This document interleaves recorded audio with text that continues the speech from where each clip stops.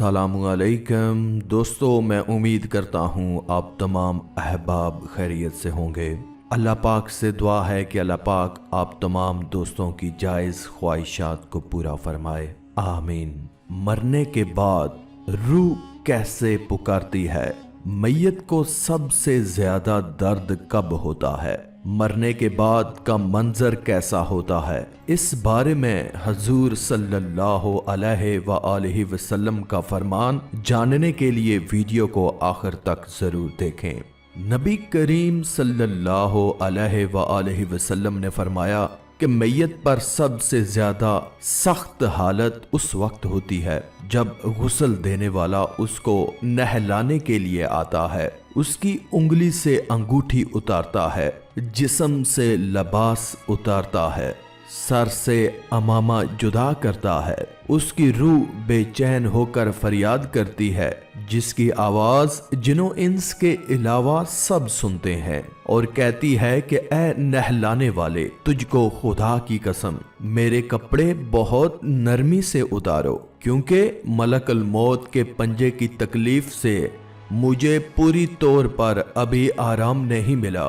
फिर जब उसको तख्ते पर लिटाकर उस पर पानी डाला जाता है तो वो रूह चिल्लाती है कि ए नहलाने वाले, खुदा के वास्ते मेरे जिस्म को कुव्वत से हाथ ना लगा, क्योंकि वो जान कुनी की सख्ती से जख्मी और चूर चूर हो रहा है। फिर जब नहलाकर उसको दफनाते हैं और पाँव की तरफ से बांध देते हैं तो रूह कहती है कि ए गुस्ल देने वाले, खुदा के लिए अभी सर की तरफ से मेरे कफन में गिरा ना लगा, ताकि मेरे बीवी बच्चे और तमाम रिश्तेदार दुनिया में आखिरी बार मेरी सूरत देख लें, क्योंकि आज मैं उनसे बिछड़ रहा हूँ और अब कयामत तक ये मेरी सूरत नहीं देखेंगे। फिर जब उसका जनाजा तैयार करके घर से बाहर निकाला जाता है तो रूह पुकारती है, ए जनाजा उठाने वालों, खुदा के वास्ते अभी जल्दी ना करना, ताकि मैं अपने बाल बच्चों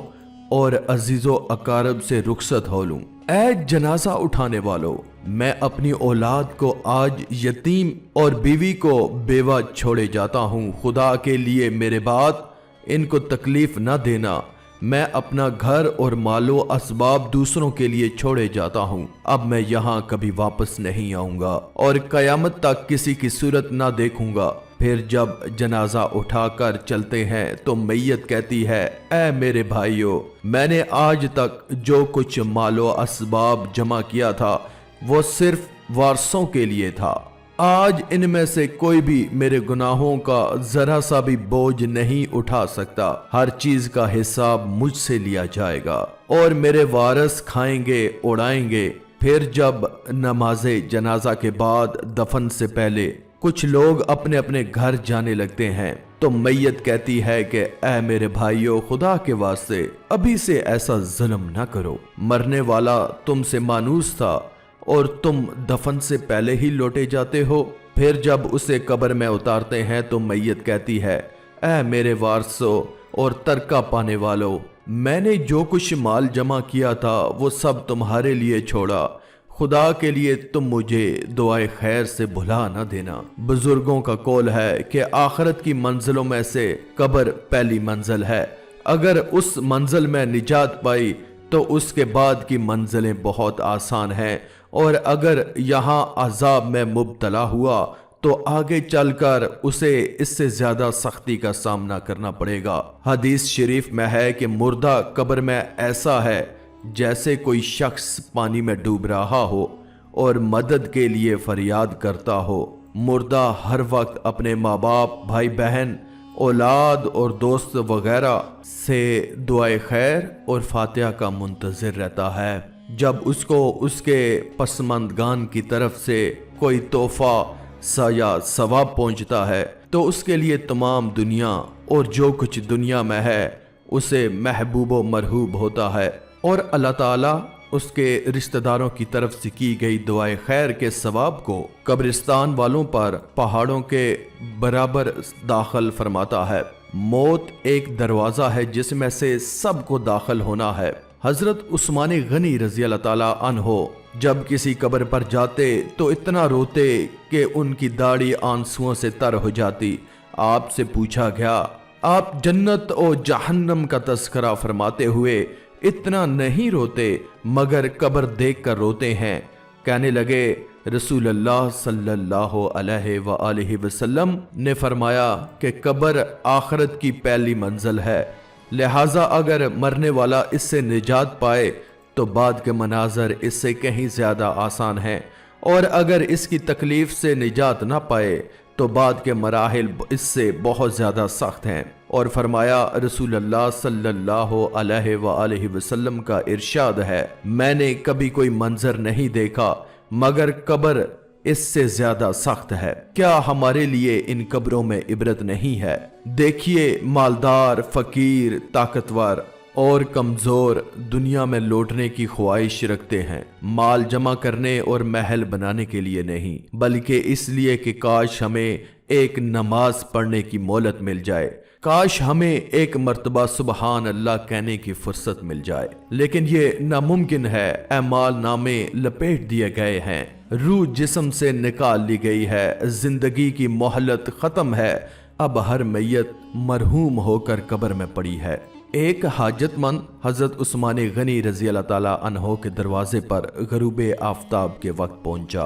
ابھی اس نے دستک نہ دی تھی کہ حضرت عثمان غنی رضی اللہ تعالیٰ عنہ کی آواز اس کے کانوں میں پڑی۔ وہ اپنی اہلیہ سے شکایت کر رہے تھے کہ چراغ کی بتی موٹی ہے جو تیل زیادہ استعمال کرنے کا سبب بن رہی ہے۔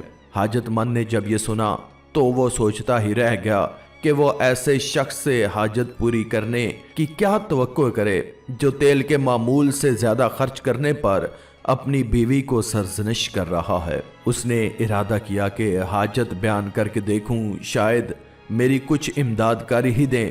دستک سن کر حضرت عثمان غنی رضی اللہ تعالی عنہ باہر آئے۔